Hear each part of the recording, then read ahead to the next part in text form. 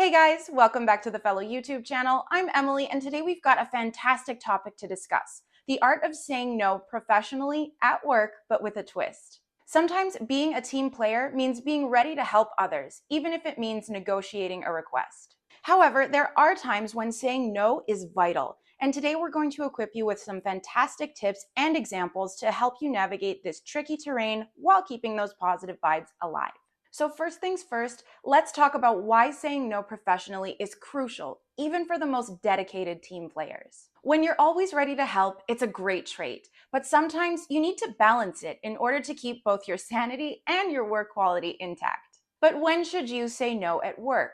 Here are some instances where saying no can be necessary, even for the most enthusiastic team player. For example, when you've reached your bandwidth, or when the task doesn't align with your goals. Maybe you lack the proper skills for the task, or maybe the task doesn't benefit you or the company. Now, let's dive into the real meat of the matter. Karen Dillon, co-author of How Will You Measure Your Life, emphasizes that it's not just about saying no, it's about how you say it. So here are 6 fantastic tips to help you say no professionally, even while being a dedicated team player. Before jumping to conclusions and uttering that no, take a moment to assess the request. Ask for more information about the opportunity. By doing this, you show your willingness to help, even as a dedicated team player. Next, keep your priorities in check.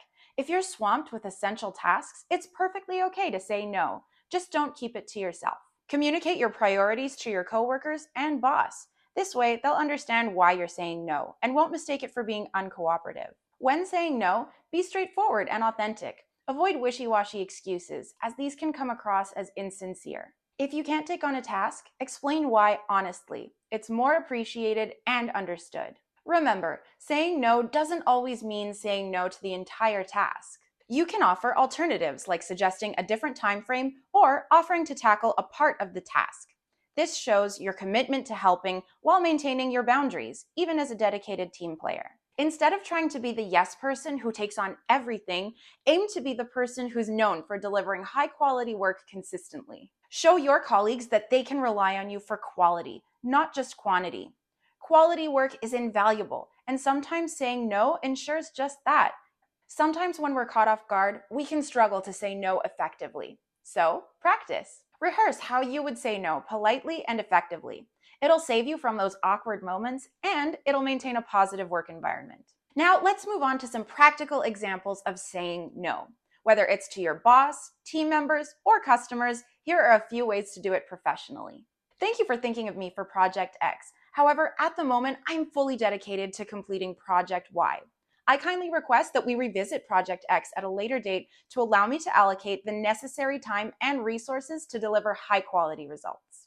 Thank you for thinking of me for Project X. However, at the moment, I've reached my bandwidth and won't be able to take on any more tasks. Can you keep me in mind for next time? I appreciate your interest in discussing this with me. Unfortunately, my schedule is quite busy today, but I'm available tomorrow. In the meantime, if this is something that can be addressed quickly, I'd be happy to provide a response via email. And hey, if those don't quite fit, here are some alternative ways to express your no professionally. Now isn't a good time for me, but I'll let you know if my schedule frees up. I would love to join you, but I'm feeling a little overwhelmed with work right now. Let's wrap up with some essential do's and don'ts for saying no professionally. Do try and make a compromise. If possible, find a compromise that works for both parties. Do consider the impact of your no.